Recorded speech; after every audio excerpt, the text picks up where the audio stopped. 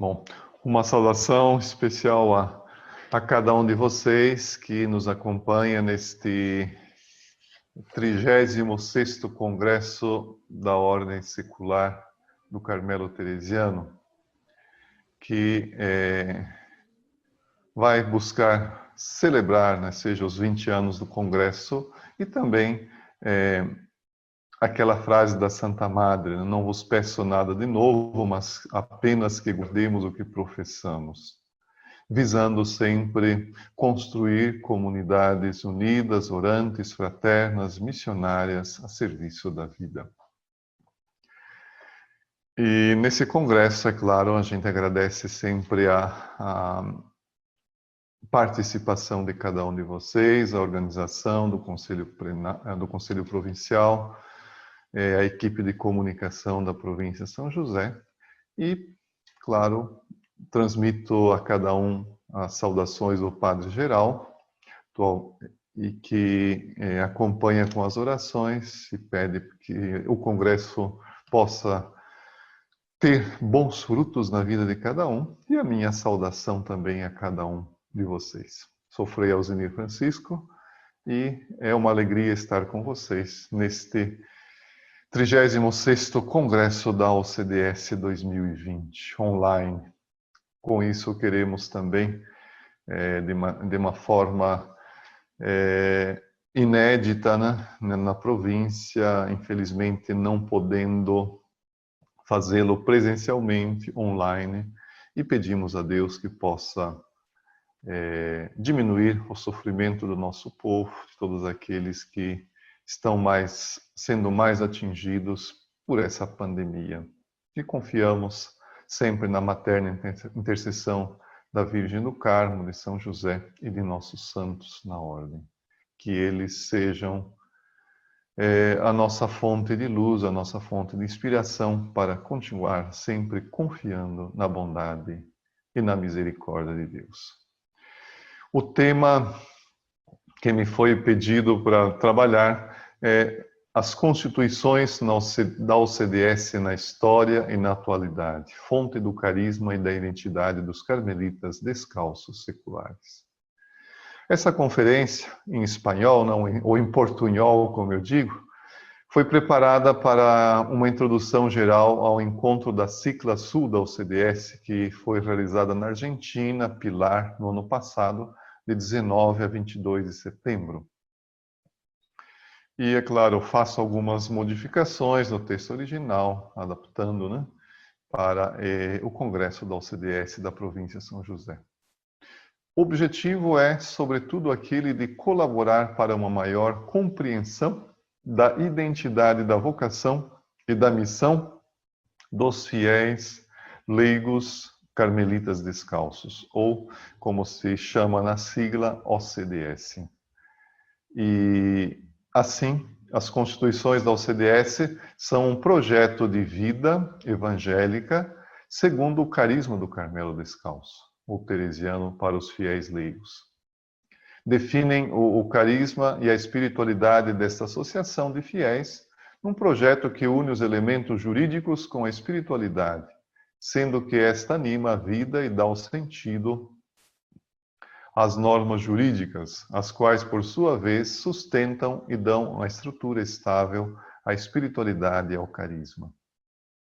E, é claro, as constituições têm também como objetivo preservar no tempo, né, no decorrer do tempo, a originalidade desse dom do Espírito, o carisma do Carmelo Teresiano, concedido por Deus, através do seu Espírito, a Santa Teresa, São João da Cruz, nossos santos fundadores, e através deles ao grupo de fiéis que é a OCDS, para o bem da Igreja. Tendo sido aprovadas pelo Magistério da Igreja, as constituições da OCDS tornam-se assim uma norma de vida para os membros do Carmelo Secular. Nelas estão presentes os elementos doutrinais e espirituais do carisma, os elementos jurídicos que organizam a vida prática dos membros da OCDS e que são fruto de uma longa história, como a gente vai ter a oportunidade de perceber um pouco nessa palestra. A Ordem do Carmo, como sabemos, surge de um grupo de leigos que se reúnem no Monte Carmelo entre os séculos XII e XIII. Ali recebem, entre os anos 1206 a 1214, uma norma de vida do patriarca de Jerusalém, Santo Alberto, que a gente comemora dia 17 de setembro.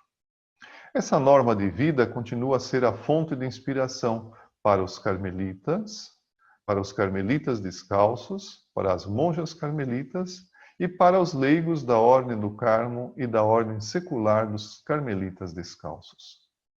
Buscando percorrer o caminho histórico da estruturação do Carmelo secular, vamos então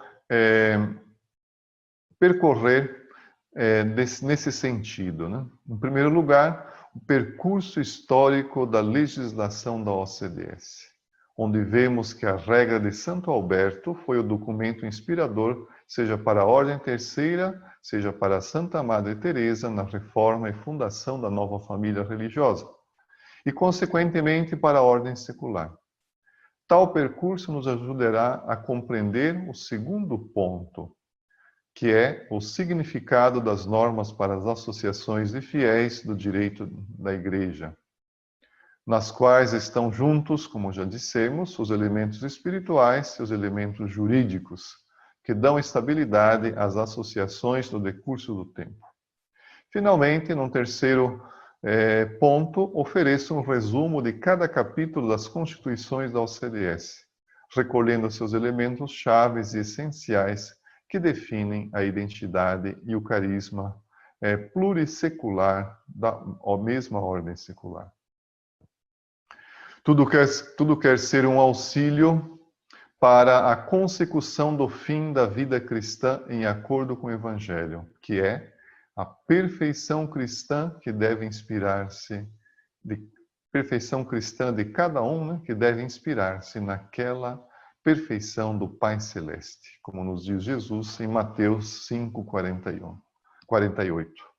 Ou, segundo as palavras do Papa Francisco na Gaudete Exsultate, tentar reproduzir na vida um pouco da perfeição de Deus que doa e perdoa abundantemente. Então, é um caminho, né, para se buscar viver e chegar à santidade. Então, desejo que essa introdução geral às constituições, história, né, e aquilo que significa, nos ajude a ver a longa tradição da ordem e leve a cada um dos membros do Carmelo secular a amar ainda mais o carisma do Carmelo teresiano. Vamos, então, iniciar agora com o primeiro ponto, o carisma, caminho histórico da formação da ordem secular.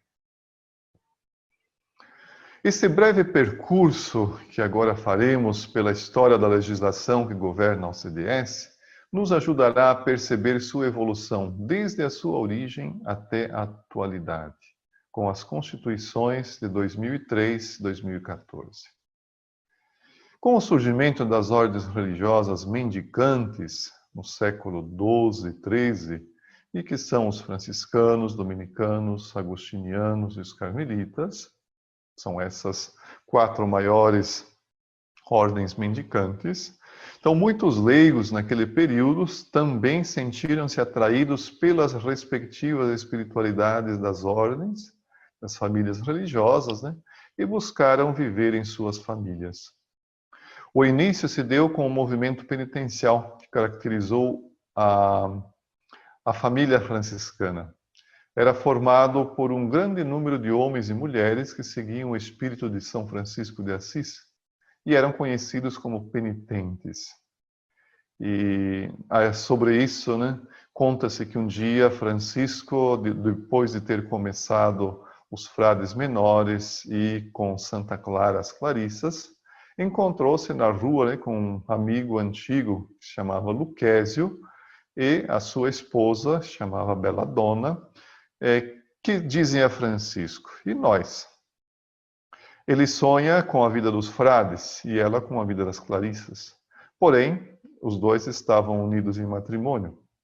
Assim, nasce, né, do carisma de São Francisco a Ordem Terceira possibilitando que a vida dos frades também estivesse presente nas famílias.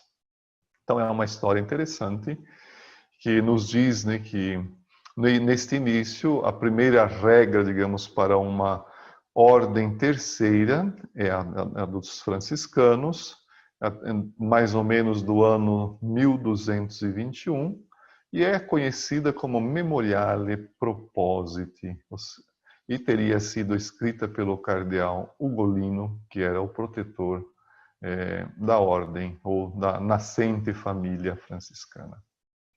Vindo até o Carmelo, né, a organização da vida laical e das monjas se deu alguns séculos depois e é atribuída ao beato João Soré, que, digamos, viveu entre 1394 a 1471. Ele havia recebido a concessão do Papa Nicolau V com uma bula, um documento que se chama Cum Nulla Fidelium, que traz a data de 7 de outubro de 1452. Considera-se que essa bula seja o documento que fornece a base jurídica e permite viver de outras maneiras o espírito da regra de Santo Alberto. Atribui-se também ao beato João Soré a elaboração de uma breve regra com 15 artigos, feita de trechos tirados da regra de Santo Alberto, mitigada por outro Papa, o Eugênio IV, e que foi assinada pelo mesmo João Soré em Liège, na França, dia 12 de março de 1455. É importante lembrar que naquele tempo, no Carmelo, o Carmelo da Antiga Observância, como dizemos, existiam 4 grupos distintos de pessoas que viviam ou buscavam viver segundo a espiritualidade da regra de Santo Alberto. Os frades carmelitas, as monjas, Santa Teresa também pertencia a esse grupo, no primeiro momento. Existiam também mulheres que viviam em continência e com votos, e um 4º grupo, irmãos ou irmãs leigos, que eram conhecidos como terciários na Espanha e na Itália. Diante de tal variedade de grupos, o Papa Sisto IV permitiu, assim, aos carmelitas a organização de uma ordem terceira para os leigos, segundo o modelo das outras ordens mendicantes, e o Papa Sisto IV fez isto com a bula Dum Attenta, de 28 de novembro de 1476. Toda essa história, então, digamos assim, rápidas pinceladas dos primeiros séculos da ordem, resume-se neste parágrafo das Constituições da OCDS, o parágrafo 2, que diz assim: a pertença à ordem tem suas origens na relação que se estabeleceu entre os leigos e os membros das ordens religiosas nascidas na Idade Média.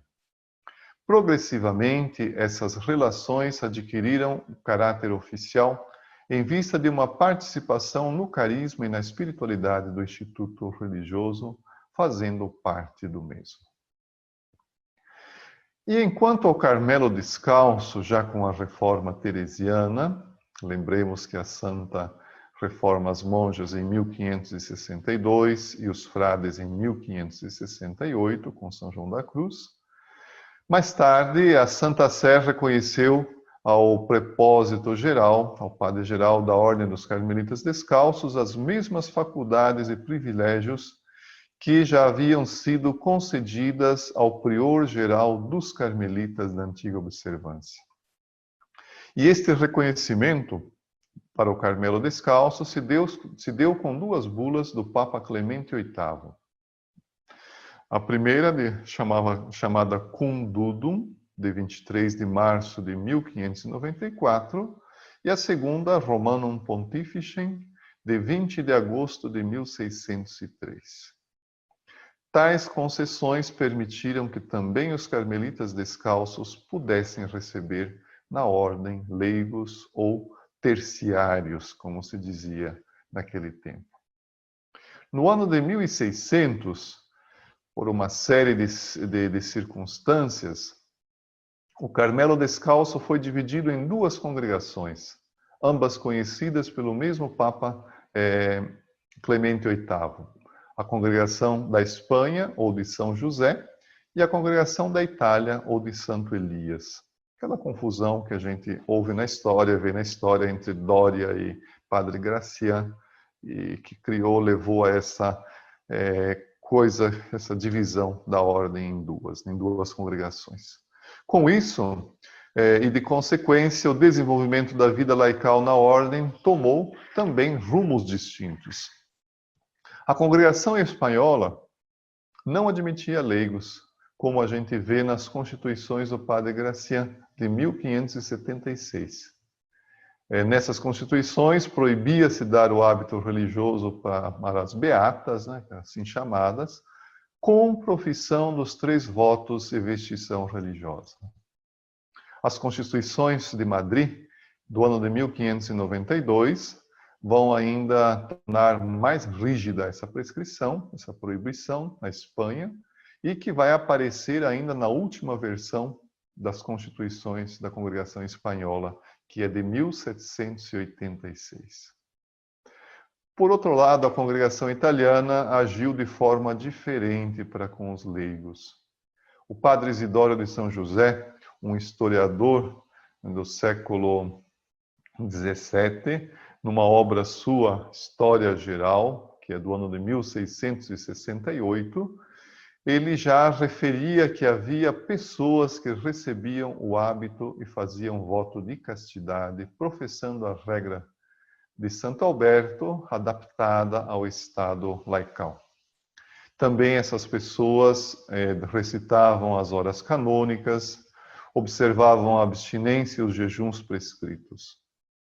Este historiador, o padre Isidoro, nesta obra, né, menciona ainda que no convento de Santa Maria de la Scala, que foi o primeiro convento do Carmelo Descalço a ser fundado em Roma, no ano de 1597, digamos, à sombra desse convento, o venerável padre Pedro da Mãe de Deus admitia na ordem algumas pessoas escolhidas com boas qualidades para que emitissem os votos e seguissem a regra de acordo com o seu estado.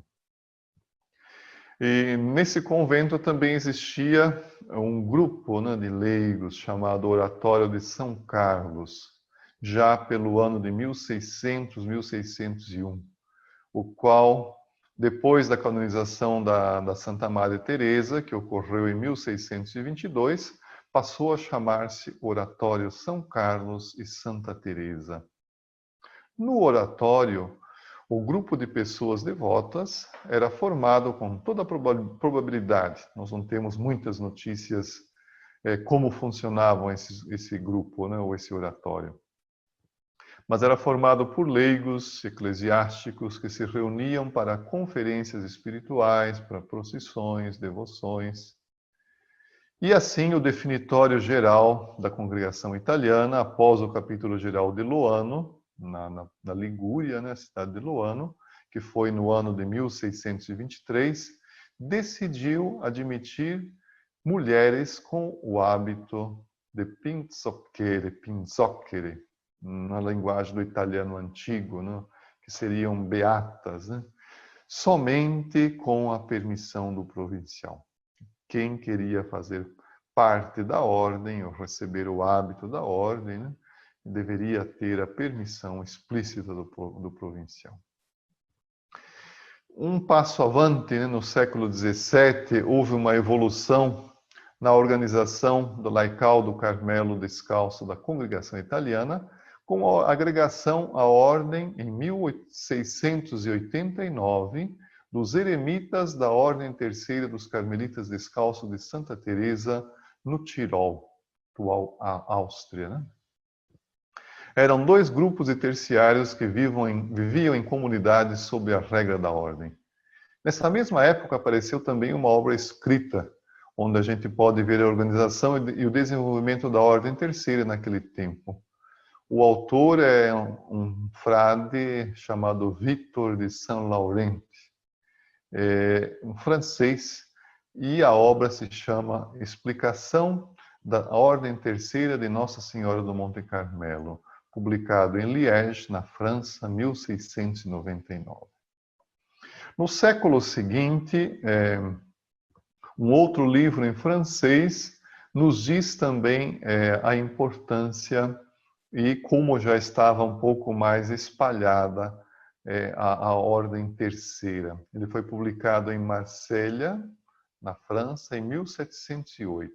O título desse livro é A Regra e o Cerimonial e o Diretório das Irmãs da Ordem Terceira de Nossa Senhora do Monte Carmelo e de Santa Teresa, que existem em numerosas cidades da França, da Itália, da Espanha, da Alemanha e de Flandres. Então, a gente pode ver nesse livro ter elementos interessantes e conhecer já como já estavam bem mais difusa a Ordem Terceira nos países ali mencionados, né? França, Itália, Espanha, Alemanha e Flandres, Bélgica, naquela região. Que já naquele tempo também se utilizava um nome oficial que um século e meio mais tarde será o nome oficial do Carmelo secular na história. Ordem Terceira de Nossa Senhora do Monte Carmelo e de Santa Teresa. Um outro texto de grande valor para a história, e também em relação com este texto que acabamos de citar, ele foi publicado em Florença, aqui na Itália, em 1848, e que se chama Um breve resumo de quanto se deve observar dos terciários e terciárias da Santíssima Virgem Maria do Monte Carmelo e da Seráfica Virgem Santa Teresa, da província toscana. Então, é um livro, esse livro de Florença, na Toscana, em 11 capítulos, apresenta os mesmos conteúdos e compromissos que já estavam naquele livro francês que eu falei anteriormente, de 1708. Insiste bastante no espírito de oração que deve caracterizar o membro terciário, como se queria, então, para a Ordem Terceira de Santa Teresa. Esse texto foi apresentado à Santa Sé para aprovação pontifícia, para ser uma espécie de regra aprovada pelo Vaticano, porém não obteve aprovação. E aqui, digamos, um pequeno parênteses, é importante lembrar que nesses séculos, como não existia uma legislação oficial para toda a ordem secular, cada país ou província fazia uma legislação própria, das quais a gente tem poucas notícias.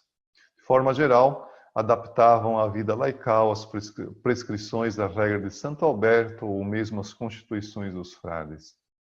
E como então se via a vida religiosa como um estado de perfeição na igreja, os demais grupos não deviam imitar a vida religiosa. O mesmo então aconteceu com as ordens terceiras, e onde eram mais numerosas estas ordens terceiras, na Bélgica, na França, Espanha, Itália, México, entre outros. Alguns anos mais tarde, o Definitório Geral da Ordem, o Governo Geral da Ordem, decidiu por uma norma unificada para toda a Ordem Terceira. Então, o que fez? Pegou o texto publicado em Florença em 1848, colocou algumas correções e, a 8 de janeiro de 1883, impôs como norma oficial a todos os terciários. É assim chamada regra da Venerável Ordem Terceira da Bem-aventurada Virgem Maria do Monte Carmelo e de Santa Teresa de Jesus. As obrigações propostas são as mesmas das redações anteriores, especialmente a de Florença, de 1848. Esse texto, agora de 1883, explica com maior clareza o que se refere ao voto de castidade, prescrevendo que as mulheres podem ser admitidas ao voto somente depois dos 35 anos de idade. Então, essa regra do definitório geral esteve em vigor até a publicação do Manual Oficial da Terceira Ordem, um manual que foi redigido pelo padre Elias de Santo Ambrósio, com a supervisão e aprovação do mesmo definitório geral, no dia 24 de outubro de 1911. Nesse manual de 1911, as normas anteriores foram apresentadas de maneira também mais harmoniosa e mais lógica. Buscou suavizar e adaptar as antigas prescrições às necessidades dos tempos e assim ter uma regra em sintonia com as normativas da Santa Sé. Foi um texto que ampliou um pouco as perspectivas em relação aos anteriores. Insistiu mais na vocação específica dos membros da Ordem Terceira Teresiana e estabeleceu que, para ser admitido na Ordem, bastava ter 24 anos de idade. Então, antes eram 35, né? Caiu para 24 anos de idade. Hoje, como a gente sabe, são os estatutos de cada província que dizem a idade mínima e a máxima. Então, esse texto de 1911 colocou como finalidade da Ordem Terceira a glorificar a Deus, honrar a Virgem Santíssima, ajudar a Igreja, com os meios das práticas de ascese, de penitência, né? A oração, que eram ou que são os mais aptos e que favorecem o alcance desta meta estabelecida. Então, é um texto que tinha 17 capítulos, seguidos por exortações, e que chegava a uma formulação jurídica e espiritual muito interessantes e bastante válidas. Como se a gente diz sempre, né, tudo que é bom dura pouco. Alguns anos mais tarde, né, em 1917, foi publicada uma edição nova do Código de Direito Canônico. Consequentemente, então, como sempre acontece, quando se publica um novo direito canônico, todas as demais normas das congregações, dos institutos, das associações, devem ser revistas de acordo com esse novo código. Então, esse texto de 1911 teve que ser revisado, pois, de acordo já com esse novo código de 1917, as ordens terceiras eram instituídas para promover a perfeição da vida cristã entre os seus membros em meio ao mundo. E assim veio à luz o famoso Manual de 1921. Nele está a regra da Ordem Terceira Secular da Bem-aventurada Virgem Maria, do Monte Carmelo e da Santa Madre Teresa de Jesus. Foi o primeiro documento oficial da Ordem Terceira dos Carmelitas Descalços a ser aprovado por um pontífice, o Papa Bento XV, no dia 6 de março de 1921. Então, esse é importante por isso, né? Primeiro documento para a ordem secular do Carmelo Descalço foi aprovado pelo Papa Bento XV, a 6 de março de 1921. E este manual da Ordem Terceira Secular da Beata Virgem Maria do Monte Carmelo e de Santa Teresa de Jesus contém 5 partes ou documentos, que aqui apenas menciono o título, né? Primeiro, uma carta aos terciários do Prepósito Geral, o padre geral da época, que se chamava Frei Lucas de Maria Santíssima. E essa carta traz a data de 13 de abril de 1921. Uma segunda parte é o decreto de aprovação definitiva e de confirmação da regra do Papa Bento XV, com a data de 6 de março de 1921. Uma terceira parte é a regra propriamente dita, né, da Ordem Terceira da Bem-aventurada Virgem Maria do Monte Carmelo e de Santa Teresa de Jesus. E esta regra era formada por 2 partes, num total de 162 artigos. A primeira parte tinha 17 capítulos e tratava da natureza da ordem terceira e os deveres dos terciários. A segunda parte continha 14 capítulos e tratava do regime da ordem terceira, mais ou menos o que está na sétima parte da atual Constituição da Ordem Secular. Uma quarta parte do manual de 1921 é o ritual ou cerimonial dos terciários da Santíssima Virgem Maria do Monte Carmelo e da Santa Madre Teresa de Jesus. Então é interessante que naquele tempo era tudo junto, né? Hoje nós temos, por um lado, as constituições e depois o manual ou ritual em outra publicação, com datas diferentes. Naquele tempo era tudo unido, né? E uma quinta parte são os apêndices, onde colocava o sumário das indulgências, privilégios e indultos da Ordem Terceira da Santíssima Virgem Maria do Monte Carmelo e de Santa Teresa de Jesus. Também continha exemplos de formulários diversos para o registro dos membros na comunidade ou nos sodalícios, como se chamava. Exemplo também da ata do capítulo, exemplo de atas de vestição, de profissão e também exemplo de atas para resumo das reuniões. E é interessante que este manual de 1921 esteve de vigor até o ano de 1970. O Concílio Vaticano II havia iniciado uma nova era para a compreensão da Igreja e de sua missão. Pediu também uma atualização de todas as leis das congregações religiosas e movimentos e associações. Então, fez necessário revisar a legislação que se referia aos leigos da Ordem do Carmelo Secular. Por isso, vamos então ver agora a atualização da legislação da ordem secular de acordo com a doutrina do Concílio Vaticano II. Foi o padre-geral da época, né, Padre Miguel Ângelo Batis, foi geral de 1967 a 1973, quem iniciou o processo de revisão da regra da Ordem Terceira.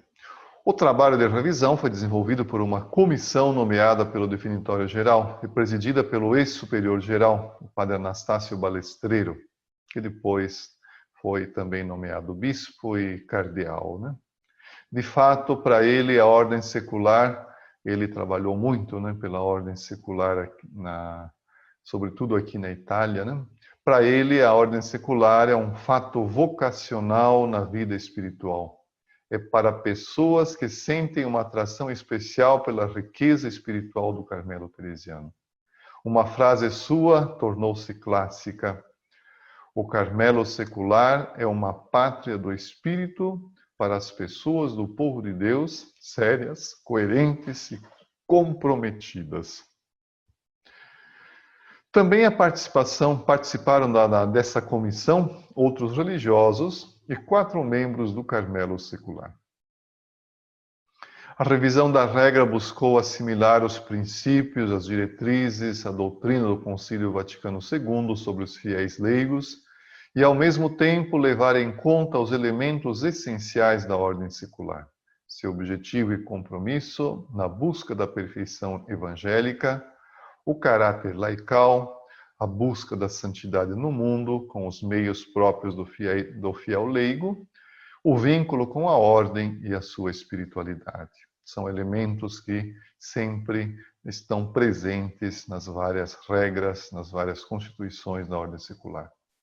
Tais elementos a gente pode ver no artigo 1 da regra de vida, que diz assim: seus membros pertencem plenamente à família carmelitana e são filhos da mesma ordem, na comunhão fraterna nos bens espirituais, na participação na mesma vocação à santidade e missão da Igreja, na diferença essencial do estado de vida laical. A regra de vida foi aprovada à experiência pela Congregação para os Institutos Religiosos e Seculares no ano de 1970. Foi depois, com o tempo, submetido a uma nova revisão, com uma participação maior de membros da ordem secular, e foi aprovada definitivamente pela Santa Sé, dia 10 de maio de 1979.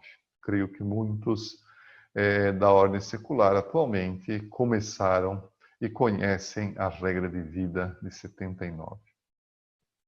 Alguns anos mais tarde, seguindo adiante com a nossa história, um outro evento na igreja colaborou para uma nova atualização na legislação do Carmelo secular.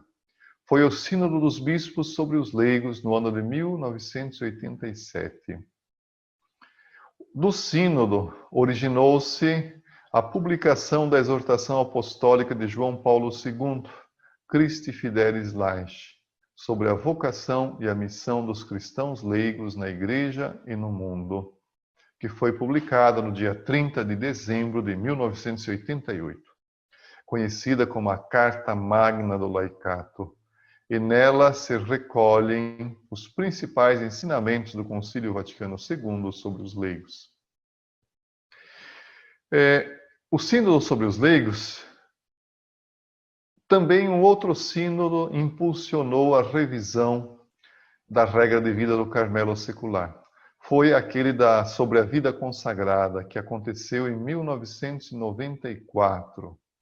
E, a seguir, a publicação da exortação apostólica Vita Consecrata, em 1996.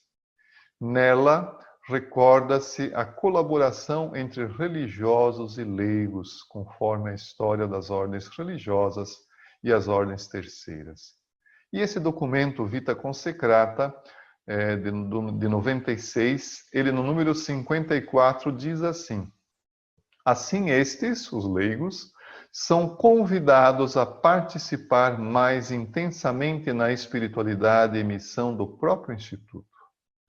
Pode-se dizer que no rastro de experiências históricas, como a das diversas ordens seculares ou ordens terceiras, se iniciou um novo capítulo rico de esperanças na história das relações entre as pessoas consagradas e o laicado. O Frei Camilo Maxice, que era o padre-geral naquele tempo e havia participado do Sínodo para a Vida Consagrada, promoveu a realização do primeiro Congresso Internacional do Carmelo Secular, em Roma, de 8 a 15 de outubro de 1996.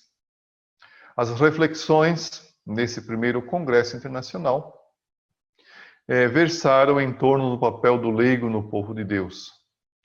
Os vários grupos linguísticos que participaram do Congresso, respondendo a uma questão sobre a oportunidade ou não de modificar a regra de vida, coincidiram que era necessária uma revisão da mesma, de acordo com o novo Código de Direito Canônico, que havia sido publicado em 1983, de acordo com a Christi Fidelis Laici e a Vita Consecrata, bem como buscar uma linguagem mais adequada ao tempo. No ano de 1997, tivemos aí o centenário da morte de Santa Teresa de Lisieux, e também o capítulo geral da ordem foi realizado em Lisieux. No documento final do capítulo de 97, intitulado Procurem ir começando sempre, convida a uma maior colaboração entre os frades e a ordem secular nas circunscrições da ordem. Nas conclusões operativas, o capítulo geral estabeleceu o seguinte, no número 107A desse documento do capítulo de 97. Promova-se e sustente-se a ordem secular nas diversas circunscrições da ordem, conforme a diversidade de situações. De modo particular, pense-se na revisão da norma de vida sob o ponto de vista do laicato. Então, veja bem, aqui já temos um mandato oficial para a revisão da norma de vida de 79. Assim, à luz das novas compreensões sobre a vocação e missão dos leigos na Igreja e ao mesmo tempo com um novo impulso no interior da ordem, percebia-se a necessidade de uma melhor compreensão da vocação do leigo na ordem secular, seja ao interno da ordem, a respeito dos frades e das monjas, seja entre os mesmos seculares e sua missão no mundo. Tudo isso aflorava na necessidade de revisar e renovar os textos da regra de vida, no estilo de vida proposto por ela, nas suas estruturas internas, a fim de que tornasse mais explícita a laicidade própria da ordem secular. A ocasião para isso foi a realização do segundo Congresso Internacional da OCDS, realizado na cidade de San Juan de los Lagos, no México, entre os dias 31 de agosto a 7 de setembro de 2000. Aqui, as aspirações e inquietudes que levariam à revisão da regra de vida foram mais fortes. O lema do congresso era uma só ordem com o mesmo carisma, e com uma boa participação de seculares e religiosos de 32 países, cerca aí de 180, 200 pessoas no total. Refletiu-se sobre os aspectos fundamentais da ordem secular, com respeito à sua identidade, formação, apostolado, e ao mesmo tempo avaliou-se o texto da regra ou norma de vida que seguia em vigor. E por fim, nesse congresso, nesse segundo congresso internacional, chegou-se à determinação em favor de uma nova revisão do texto que tornasse mais claramente possível a identidade do Carmelo secular, particularmente no tocante à laicidade dos meios e estruturas da OCDS. Assim, como fruto dos eventos eclesiais daquele tempo e o impulso do capítulo geral de 97, o segundo Congresso Internacional criou uma comissão internacional para avaliar e reescrever a regra de vida, em conformidade com o Código de Direito Canônico de 83, a Christi Fidelis Laici de 88 e a Vita Consecrata de 96, juntamente com o documento do capítulo geral de 97. Procurem ir começando sempre. Tal comissão era composta por 10 membros de diversos países e de diferentes línguas, mais o delegado para a ordem secular, delegado geral, naquele tempo era o Frei Aloysius Diney, e o processo redacional foi desenvolvido nos anos 2001, 2002, por essa comissão, da qual aí da província, o Frederico fazia parte, e juntamente com os demais outros dos 9 países distintos. O texto foi apresentado no capítulo geral da Ordem, em maio de 2003, que aconteceu em Ávila, na Espanha.